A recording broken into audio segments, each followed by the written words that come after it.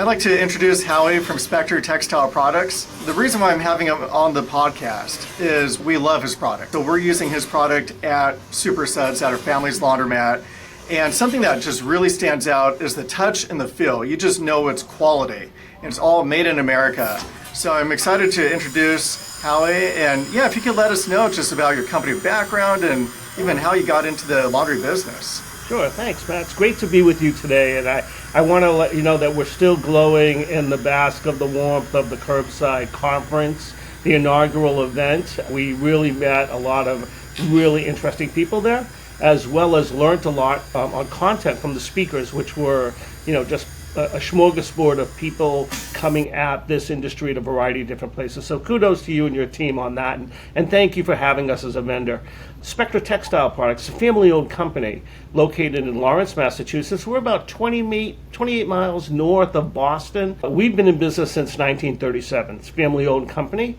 Louis Spector is our founder, and my business partner, Howard Spector, is the second generation, and the third generation is now working in the company.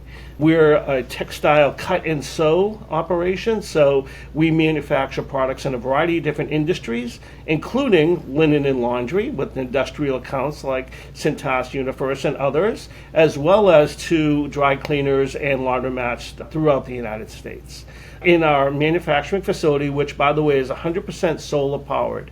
Right over my head is a solar farm, 34 kilowatt solar farm. So we're really a green company. One thing I just want to disclose to the audience is this is not a paid promotion. We're just big believers in your product. When I go shopping for like a new shirt, one of the most important things to me is not just the design or so, it's actually the touch and the feel, because you could touch something and no matter whether pretty or not, you could tell if you touch it, you could tell if it's quality. Sure. And that's something with your product. I mean, you could tell there's a lot of care with the materials that you source and that you use, because you touch it, you know it's quality. And especially with your laundry bag, once you make the sale, that is now in the customer's hands and it's going to get a lot of use. And if it doesn't hold up, it's not going to hold up well, and it has your logo on it. So you really want anything to have your logo on it to be quality.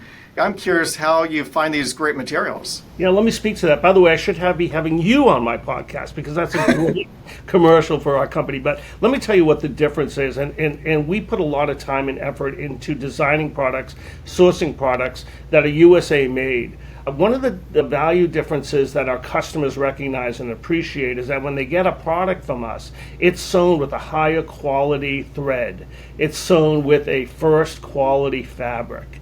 It's put together by experienced seamstresses. By the way, the average length of employment in our company is 28 years. The only way for you to get a job in our company is if somebody recommends you.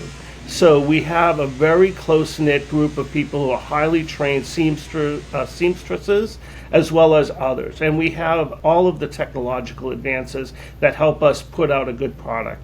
Everything from electronic spreaders to die cutters to ultrasonic welders for other applications, but also for laundry bags, specifically to industrial accounts. Now, what makes our products different is that we have almost a zero failure rate. We have thousands and thousands and thousands of bags in service, and we have really a zero failure rate. Now, once in a while, we do get a customer that says, hey, listen, they overstuffed the bag, the seam ripped, what am I going to do? And I've said, you're not going to do anything, we're going to send you another bag.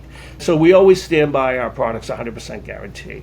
Something else in the Curbside Laundry software is when customers are scheduling their pickup and deliveries, they also have an option where they could just check off different options they want or different items they want. So you've got a wide variety of different designs, which are great. And so now customers could just check off, I want a camouflage bag or I want tie-dye, and all branded, all logos, and they could choose what they want. It's a nice upsell. And speaking of retail products, is that something you guys excel at that's very innovative? Because before bags just came, probably just flat in a box, right? Not a whole lot of thought went into the packaging. But you guys know you're serving the laundry business, and it's a retail product, at the end of the day, it's customers are buying these bags. It'll show right on the screen, what the packaging looks like. So you can sell these laundry bags right out of a Vendrite machine, or even if you're doing pickup and delivery, it's a nice package you could just hand off to the customer. This is a retail opportunity for the store owner to put out a product that doesn't involve turns. Turns are water, sewer, electric, how many turns you get a day. That was the old formula. We realize that there is an opportunity for business owner and operators to make a retail operation out of their store. And one of the things that came up at the conference, as we were listening to many of the speakers that you had, they were reiterating, unbeknownst to us, the exact business model that we've been putting forth through laundromat owners. And that is very simple. You need to brand your store, your logo, your idea, your concept. And you need to be able to get that out in which you are differentiated from the laundromat down the corner, up the street, or the next town over. And the way you do that is by having branded products that are unique. So one of the things that you guys use are our camo prints, and you sell those in your stores. And many people use our tie-dye prints. And we came up with this novelty bag item. The way we came up with it was a brainstorming session, actually, when we were talking with some of the owners, and I said, well, I use the blue bag. It's a blue bag. It's a blue bag. It's always a blue bag. That's my color. I said, well, what about if we provided you with other patterns and colors? Do you think that might be something you're interested in? And so we looked at it as if when you were a kid and you walked up to an ice cream truck and they had all those novelty ice creams. They were all ice creams, but there was the push-up, there was the screwball, there was the bomb. You chose something that you like. It's all about giving customers choice. And they found that if you just have a Coca-Cola machine, you sell a certain number of drinks. But if you put a Coke next to a Pepsi machine, you sell more. And the reason why is because in the first situation, the question is, do I want to buy a soda? And then if you have both machines and you give people choice, the question now becomes, do I want a Coke or a Pepsi? But you just make more money when you offer more choice. People can find what they're looking for. We recognize that a lot of owners either sell bags over the counter. They also sell bags in Vendrite machines. So we went out and we spent a lot of time with engineers, with our partners at Vendrite, and developed products that fit into the Vendrite machines, because they are the exclusive supplier to the laundromat trade for the vending machines. And we developed a product under the premise that anywhere you can put a fabric softener bottle or a Tide bottle, we can put a product in there. And we developed an innovative approach of rolling and banding those products so that they fit into the slot. So if you have a vending machine in your store right now and you want to sell bags, you already have a slot that's available. You just take out the bottles and you put in the bags. And how great is it to sell a $10 item instead of like a $2.50 item? That machine is now selling a higher price value item. The packaging also leaves sort of an imprint on your mind. I just took a family vacation to Sequoia. The whole family's now in the vehicle. We're about to take off. And I made that one last trip inside. And you know what I grabbed? I grabbed the Spector bag, the laundry bag. And it's so nice. It's just like, it's already wrapped up. It's a consumer product, retail. Thanks for taking us on vacation with you. Yeah, and I just tossed it into my bag. And I wonder, like, if it wasn't packaged the way it was, and I'm like, this thing is cool. You could hold it in your hand. Yeah, I've actually got one right here. And I was just able to toss it right into the bag. Even after you unpack it, it's still that initial impression of what you bought and how it's packaged, that carries with you. So kudos to you to not just, it's so easy in the laundry business to just be commodity, whether it's pickup and delivery or wash and fold or self-serve. And it's really nice seeing, innovation among different products. So kudos to you. Yeah, one of the things that carried over from that, Matt, is our development of laundry tote bags for both wash, dry, fold, commercial laundry, student laundry, and of course Airbnb laundry or resort laundry.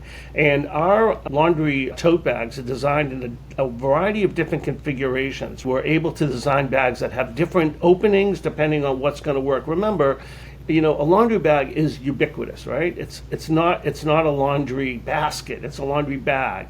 It has free form and shape. So when you're processing bricks of laundry that's folded, that you've already invested all the time and energy to wash, dry, fold, get ready to go back to the customer after you've retrieved it from them, You need something that's going to get the bags back to the customer in a reasonable form so that your quality stands first always. So we've developed openings from draw cords to straight zippers to what I call the tuna can opening, which is a flip top. And that material handling of us taking the time of figuring out the logistics of how actually does the bundle get into the bag, how is the bag carried and handled, and how does it get to the customer, really is the intelligence factor that owners can take advantage of from the work that we've done on that. In fact, one of our totes that we got a lot of feedback from at the show was a large tote that has a 3-sided zipper around that a lot of people are using for Airbnb. And the reason why they're using it for Airbnb, because Airbnbs not every week is filled.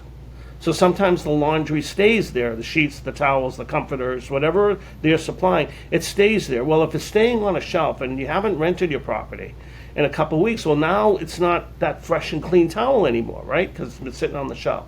But if it goes into one of our wash dry fold tote bags, what we call them, 2 different sizes, which is made out of a 600 denier material, which does not require it to be machine washed, it can be wiped down with the sanitizer. Now, that laundry is as fresh as the time it was put in to the time when the customer, the renter, takes the zipper and takes it out. Then it's used again to go back. So we've had a lot of success with that design. It's been out on the marketplace. I think there was the Green Garmento put out a product similar to that, but it was not a natural. It wasn't a natural fabric. It was made out of polyurethane or PPE, which didn't have a long shelf life. These will last for a long, long time.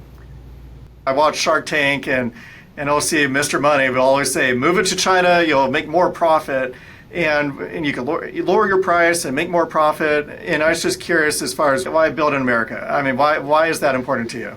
So there were 2 things I want to qualify. One is 90% of our products are sourced and made here in the United States, and we do all the sewing. We do sell import quality bags. We don't sell import quality bags from China. The import quality bags that we take in are from Southeast Asia, Vietnam particularly. Very different manufacturing processes in Vietnam than there are in China. The best way to describe it is when you get something that's made in China, maybe from Temu, for example, it looks like what you thought you were going to buy. And it, may actually appear to be but the thread's not the same. The dyes aren't the same. You don't know what they're using for chemicals. Products that come in from foreign countries are subject to exterminated for any insects and bugs and stuff like that, so you don't know what's been exposed. Our direct supplier in Vietnam has a very high standard. So the fabrics that they're using are actually woven for specific standards. The thread that we specify, high quality threads, 6,000 denier higher threads, so that we're not getting a product in, we got a container load of them, and now all of a sudden they're in the marketplace and we're feeling like, we have to replace every one. So we do this not just because we want to make sure that we're protected, we do it because we want to make sure that our customer is not disappointed. It does cost us more because it's a better quality bag. And you attest to yourself the idea that when you touch it and you feel it, it's quality. We import 30 by 40, 22 by 28, and 24 by 36 laundry bags from North and Southeast Asia. Okay. Those bags come to us. We modify them if necessary, add a strap, add a grommet, add a pocket, add an ID tag. We do an add-on afterwards. And then we'll print them and send them out. And those are primarily designed for high volume. Somebody wants a low price and for us to be able to compete in the marketplace. Aside from that segment, the camo bags, the wash dry fold totes, our wash nets, those are all cut, sewn, and finished right here, right under my feet in the manufacturing facility. Yeah, you mentioned that you're 100% solar powered as well. And that's something I learned a lot from a ad from Orange Bag, which is when you go green, and he actually has turned it into a revenue generator because he just signed up the LA Rams. He's doing laundry for them. Yeah. And one of the defining factors is he's gone green. And it's not just he's got the electric vehicle, he's using twine instead of the plastic bags. He's gone green in a whole bunch of different ways. One of the ways as well is when you choose your vendors, are they green as well? So it's not just what you're doing in-house, but where you're sourcing your materials from and products from. That's a new wave that's becoming more and more important to people. And company is an original recycling company.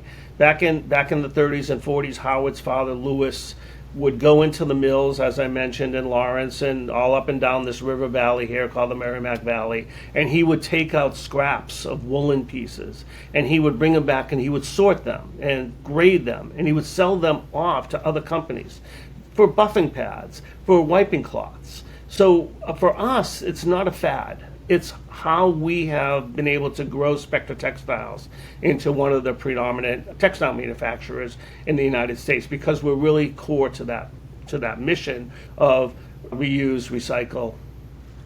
I also want to thank you for coming to the Curbside conference. I saw your booth was packed, I mean, the whole time. So I think you guys were very well received. The other part was just want to thank you as well for creating the custom bags for all of our attendees. Yeah. And the swag bags. So you provided everybody with a swag bag with all these different types of bags in there and product, but then also the Curbside Laundry's bag that everybody got through the door was, and that people could touch and feel and see the difference as well. So it was our pleasure to do it. Thank you for the opportunity again. Well, the swag bag was, an idea that we had to try to solve a particular problem. We don't want to increase our carbon footprint by sending out samples via carrier. If we had not given out the swag bags to the 200 people that were there, and we had 75 of them say, yeah, I want to sample this, I want to sample that. Imagine how many carrier routes, how many trips UPS and FedEx would have to make to get that. And we said, we don't want to be a part of that. What we want to do is we want to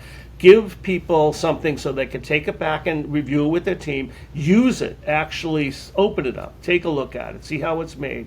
That's the best statement that we can get for them actually using it, as well as the fact is that we wanted to remain true to our green commitment by reducing shipping all over the place. Well, I do want to say it was very generous and well appreciated.